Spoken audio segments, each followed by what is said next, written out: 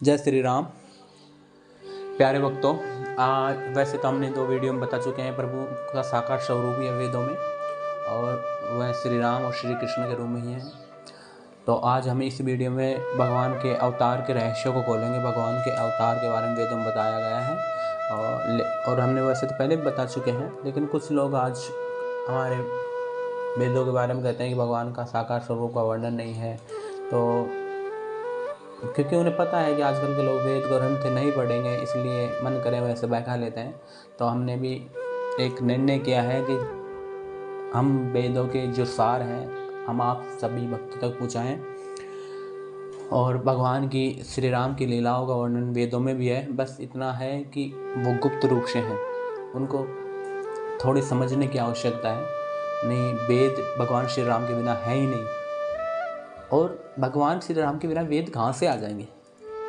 भगवान श्री राम परात्पर परब्रह्म है, उनके बिना वेद कहाँ से आएंगे, या बताओ आप। अगर उनका वर्णन ही नहीं करेंगे वेद, तो फिर वेदों का रहस्य ही क्या रह जाएगा। वेदों का होना ही निरर्थक है। तो आप प्रभु श्री राम की लीलाओं का और प्रभु श्री राम के अवतार का रहस्य हम वेदों से छोटी छोटी वीडियो बनाकर आप सभी तक पहुँचाएंगे। और माफ़ी चाहता हूँ अगर कुछ गलती हो तो बिना देरी करते हुए हम वीडियो को शुरू करते हैं। तो देखते हैं।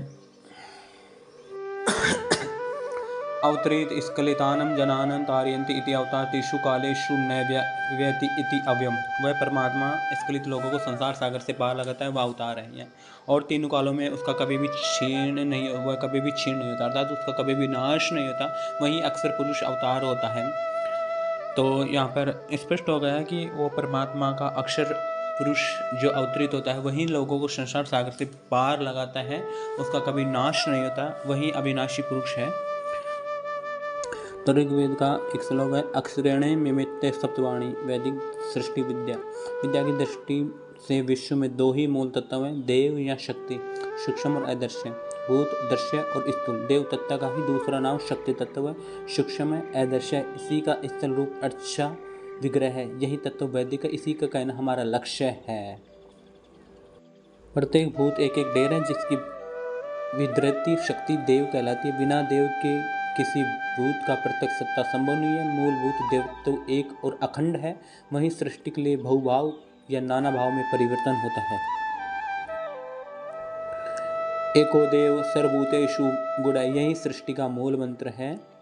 एक ही तत्व बहुभाव या बहुधा भाव को प्राप्त होता है। एक ही तत्व जो एक अखंड परमात्मा है, वही सभी में विराजमान हो रहा है, सभी देवत्वों में विराजमान होकर विस्तारित हो रहा है। यहाँ से स्पष्ट भी हो गया। तो यहाँ पर भगवान जो महाविष्णु हैं उनके वामन अवतार का वर्णन है ऋग्वेद में।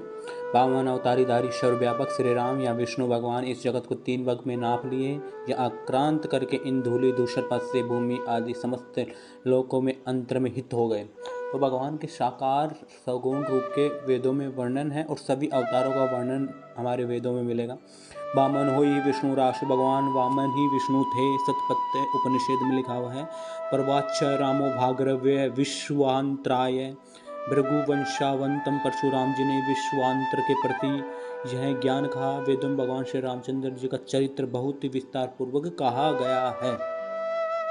यहाँ पर ध्यान देने की बात यह है, वामन इंद्र विष्णु, यहाँ पर इंद्र और विष्णु की बात आई है। ये इंद्र शब्द भगवान श्री राम के लिए आया है, अर्थात इंद्र का अर्थ होता है परमात्मा।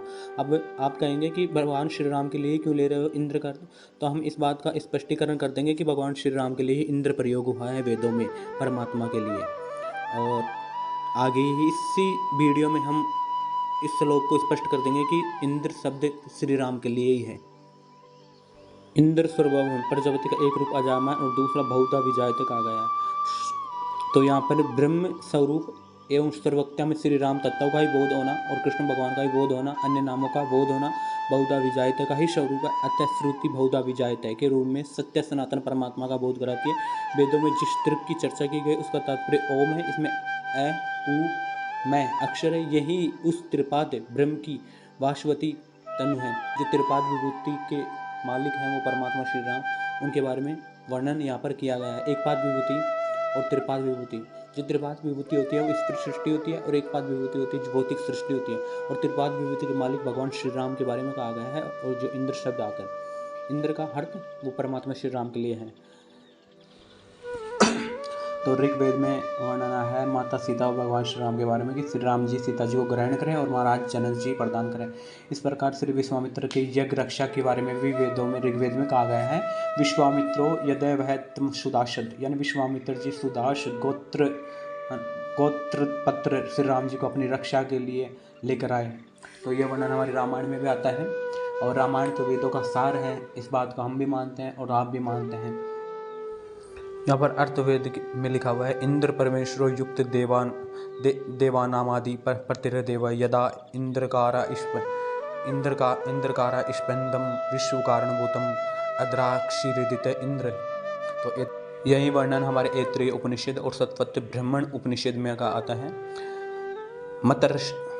मतरयेश्वर के ऐत्रदास को मानना, प्रजाओं को समुचित रूप से धर्म की शिक्षा देना श्री रामचंद्र जी का ही कार्य है, अन्य अवतार का नहीं है। उपनिषद भाग की श्रुति भी यही प्रतिपादन करती है। तो मंत्र रामायण में लिखा हुआ है कि श्री राम सच्चिदानंदो योगिना रमणा स्पंदम जगत सृष्टादि हेतुष्य तस्माद ब्रह्म पदे रीते। योगियों के मन में रमण करने वाले सच्चिदानंद स्वरूप श्री राम ब्रह्म पद वाच्य स्वीकार किए हुए हैं।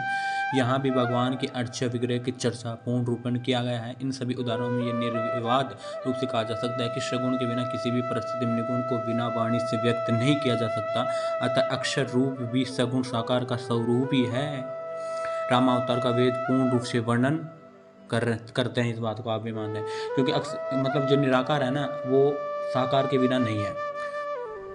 वेद तो रामावतार का पूर्ण वर्णन करते हैं। ऋग्वेद में विभिन्न मंत्रों में रामावतार का चर्चा भी की गई है। कहीं सत्य स्वरूप परमात्मा तो कहीं ऋतु रूप में, कहीं साक्षात श्री राम स्वरूप की चर्चा विद्यमान है। प्रस्तुत मंत्र में ऋत कह रहे हैं कि राम जी अर्चा रूप में प्रार्थना की गई है।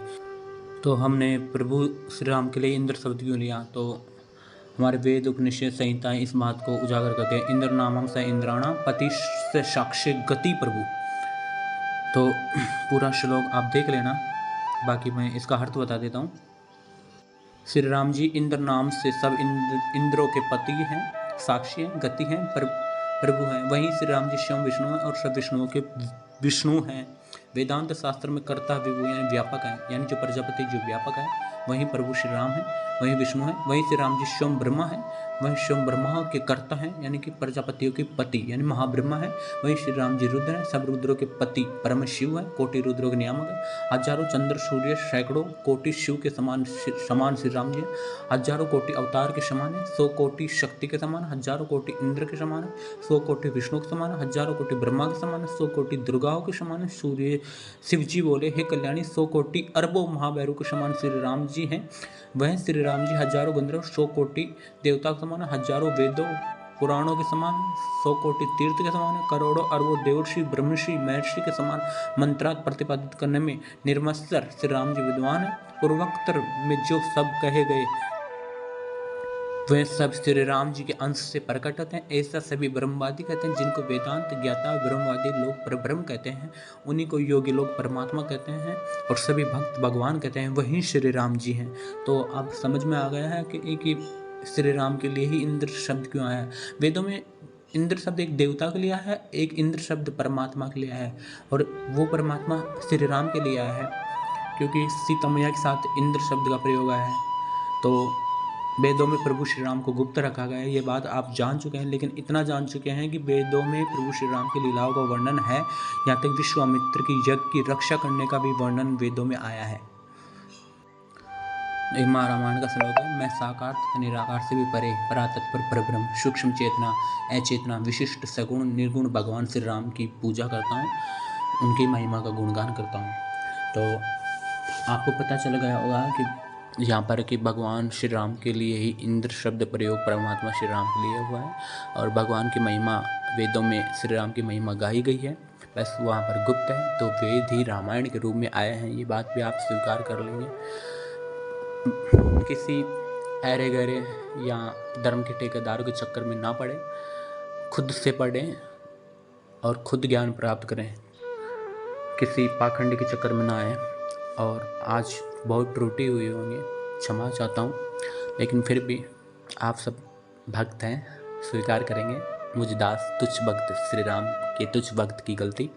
तो जय श्री राम। आप सभी भक्तों पर प्रभु की कृपा सदा बनी रहे।